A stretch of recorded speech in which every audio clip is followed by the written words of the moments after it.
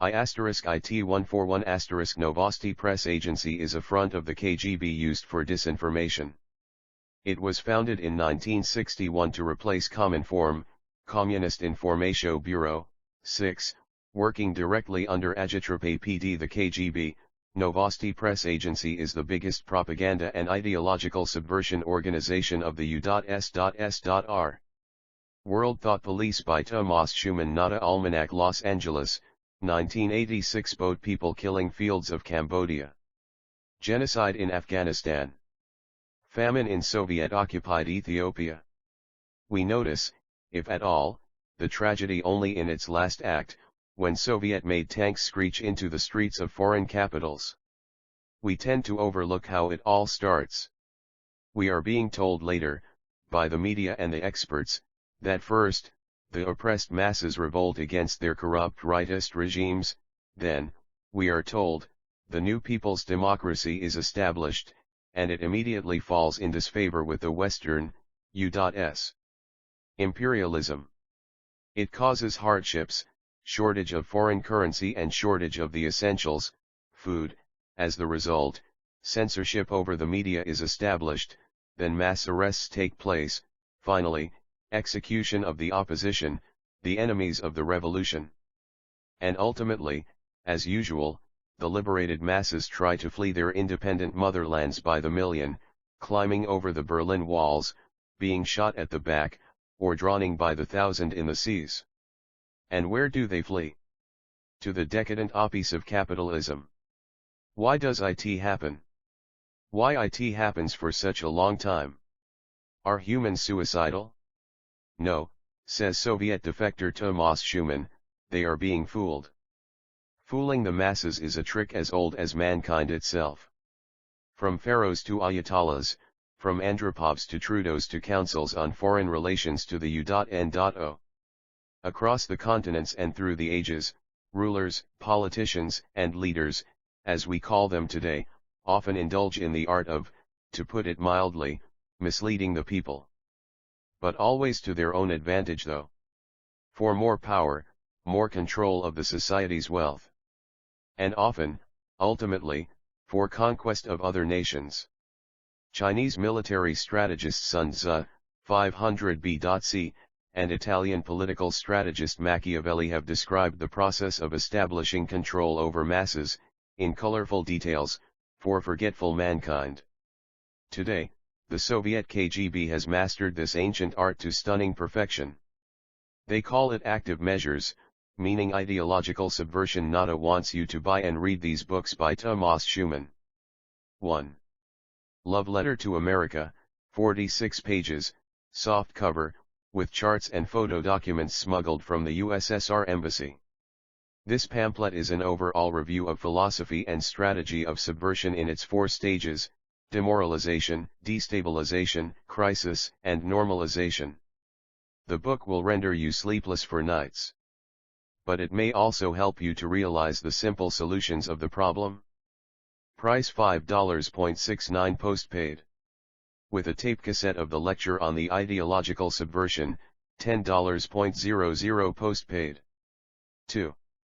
World Thought Police, 64 pages, soft cover, lots of photographic evidences of dirty cooperation between the big media and the KGB propaganda. Based on Tomas Schuman's personal experience as a KGB disinformation agent, while working with some progressive foreign journalists. Absolute must for the likes of Mr. Dan Rather. Price, $5.69 postpaid. $10 with an audio cassette of Schuman's presentation on the same subject. 3. No Novosti is Good News, 74 pages, soft cover, loads of photographs and charts, illustrating the workings of KGB's biggest subversion front, the Novosti Press Agency, APN.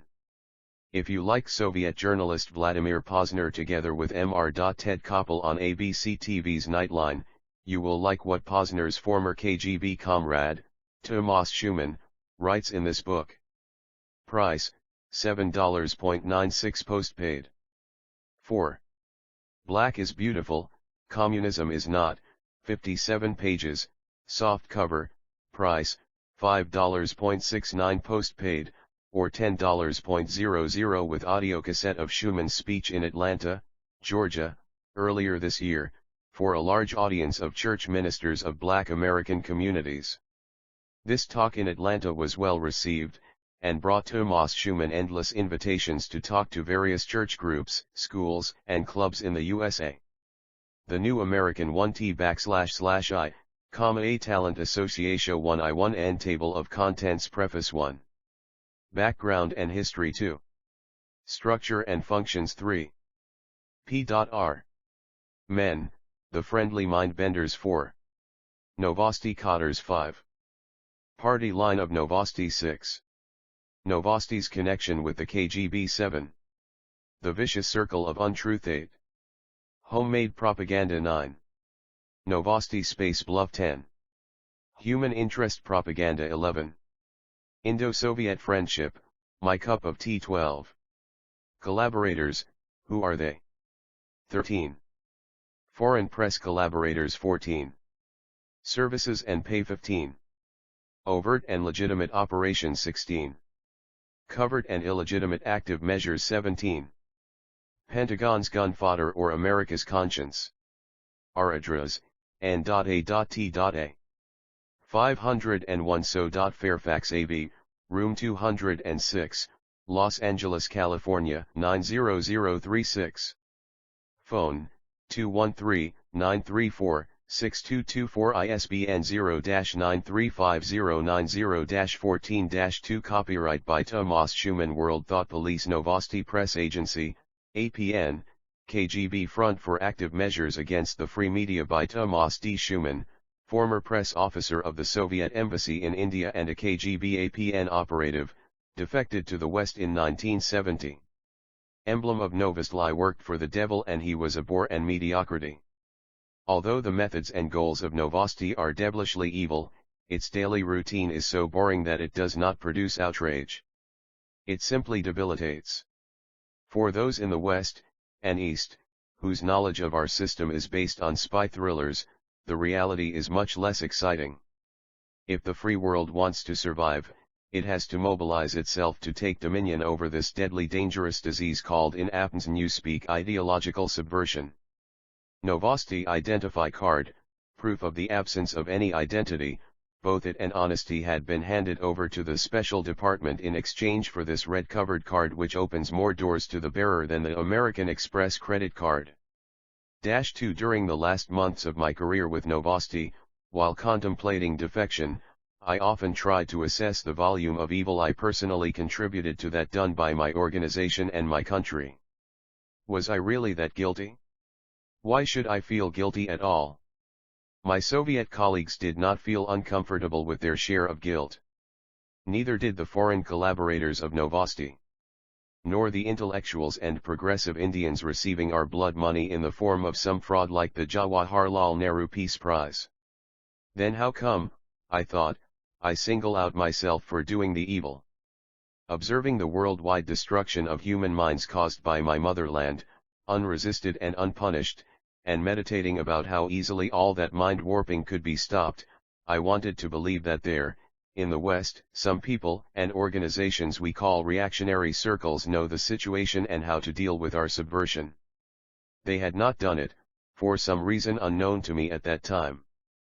But when needed, I thought, they would stop us, for their own good.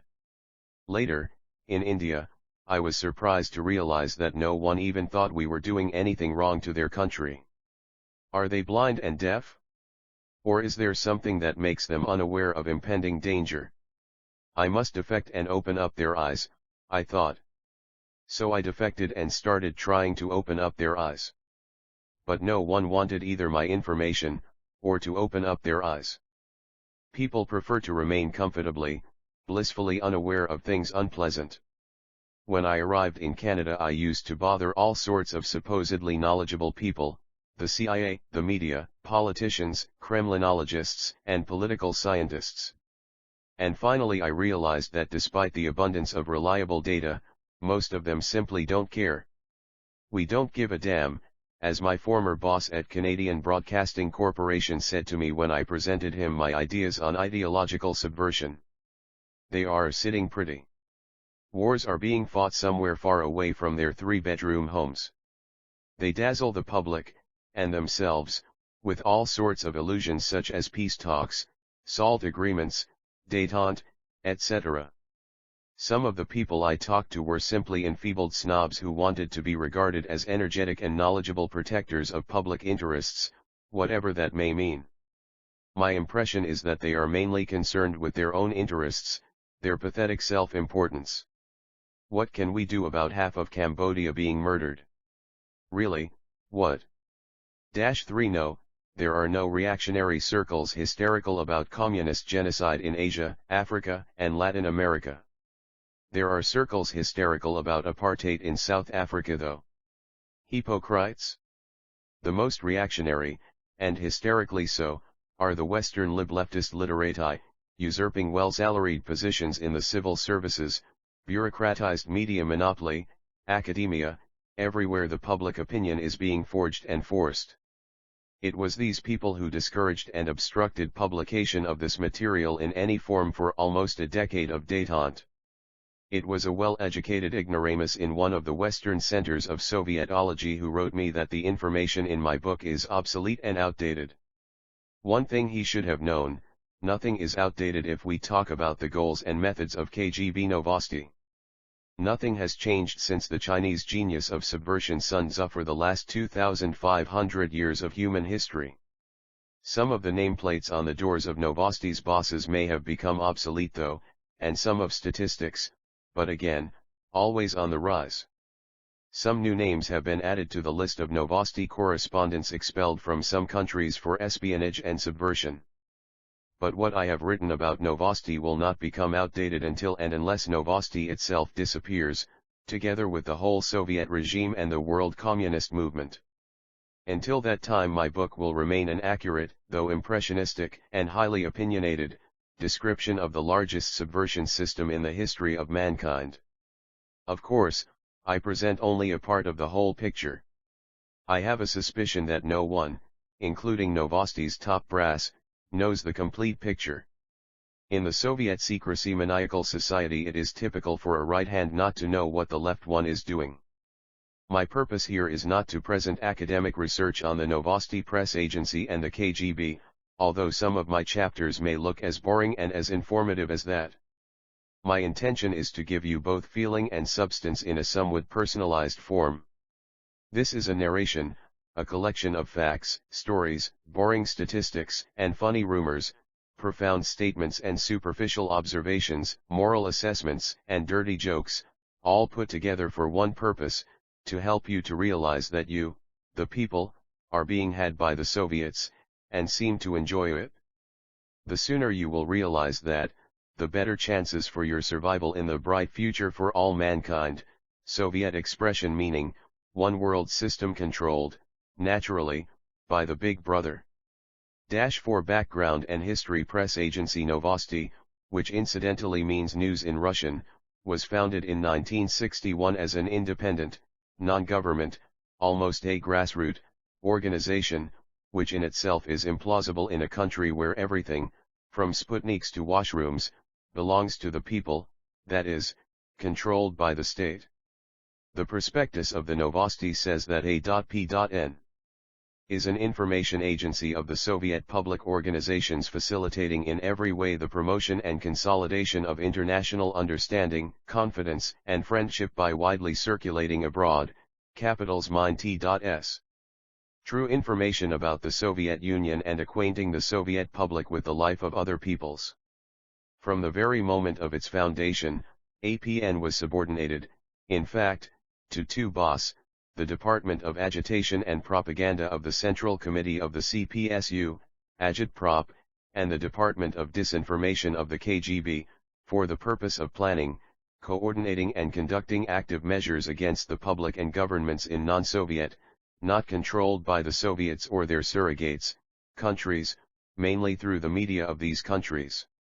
The targets for APN KGB manipulation also include public and political organizations, religious groups, educational systems, the entertainment industry, cinematography, TV, companies promoting cultural exchange, etc., as well as individuals, politicians, members of parliament, bureaucrats of civil service, labor union activists and leaders, businessmen, publishers, intellectuals, university professors, writers, scientists, in other words, everyone who is or could be an influential person, able to shape public opinion and the policies of his, or her, nation on the level of both their attitudes, and patterns of behavior, and decision-making. Propaganda of Marxism-Leninism as such, or the advantages of socialism and a planned economy, and denunciation of decadent Western imperialism are only a part of Novosti's activity. At the time of Novosti's foundation, the new post-Stalin era was demanding new methods and approaches. Frontal attacks on Western ideology had often proven to be ineffective and even counterproductive, especially in the Third World developing countries of Asia, Africa, and Latin America. The modern age of communication dictated the necessity of a more subtle and sophisticated approach to public opinion outside of the USSR. The short-term process of subversion of key personalities in foreign countries had to be combined with a long-term, but more effective and irreversible process of changing the perception of reality in the minds of millions of voters in pluralistic societies. 5 Under Yuri Andropov, the new generation of the KGB's public relations experts started to emerge, highly educated and well-trained graduates from Soviet schools, fluently speaking 2 or more languages, familiar with the history, literature, religion, ways of life, and socio-political structures of the target countries. That was the time of the new general line of the CPSUCC, Central Committee. A new propaganda cliché was coined, a third way of development for former colonies of the West, non-communist, and yet non-capitalist, but definitely an anti-imperialist, mainly anti-American, way of development. Implementation of such a policy required thousands of professional media workers, well trained in the Western style of reporting and in the processing of information and presentation of opinions and ideas in the most effective emotional way, appealing to the most basic, fundamental, and primitive instincts of humans, fear, of nuclear war and or nuclear confrontation with the USSR, self-preservation, would you rather live in a cruel, polluted, profit-oriented capitalistic society or in a scientifically planned, rational, pollution-free, kind society with just redistribution of wealth, and love, of children, motherhood, peace, friends, class and race brothers, etc. At that time the ideologues and experts of the CPSUCC had worked out a new line for the KGB operations which later became known as active measures. These measures had little to do with the classic, romantic style of espionage and subversion of Stalin's era. Reliable sources confirm my estimate that only about 15% to 20% of the time, money, and labor force was planned to be used by the KGB's affiliates such as Novosti for James Bond-type espionage. The remaining 80% of the effort was directed to the creation of an ideological climate in the target countries which would enable Soviet agents of influence simply to buy, or borrow, the required intelligence data, using mostly rather legitimate and overt methods. The ultimate objective of the new policy and of the activity of such an instrument of this policy as the Novosti Press Agency is not to learn more secrets about the adversary, and not even to teach the masses in the West in the spirit of Marxist-Leninist ideology, but to slowly replace the free market capitalist society, with its individual freedoms in economic and socio-political spheres of life, with a carbon copy of the most progressive system, and eventually merge into one worldwide system ruled by a benevolent bureaucracy which they call socialism, or communism, as the final and supreme stage of this progress.